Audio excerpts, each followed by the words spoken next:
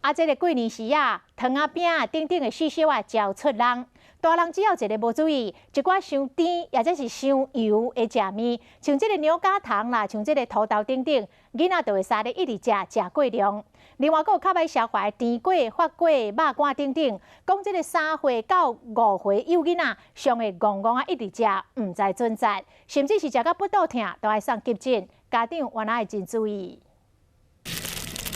5月10日的糖仔饼到过年时，饭桌客厅拢有这味。因为过年囡仔来咧讨，拢会互伊食。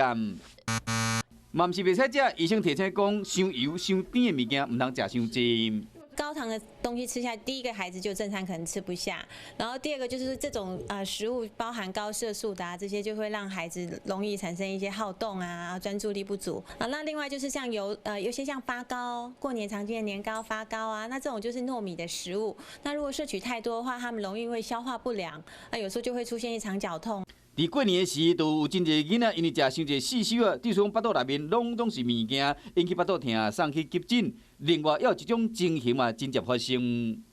海鲜反复加热之后，它会产生一些致敏原，然后小朋友就很容易因为吃了这些年菜就产生荨麻疹，厉害的时候都会送急诊，必须要做紧急的医疗处置。医生嘛推荐过年较健康的细小啊，像讲天然的果子干、无调味的果子豆啊、70条等等，比较起来较无负担，唔通因为过年伤过欢喜，顾在囡仔学袂食，所爱走病院。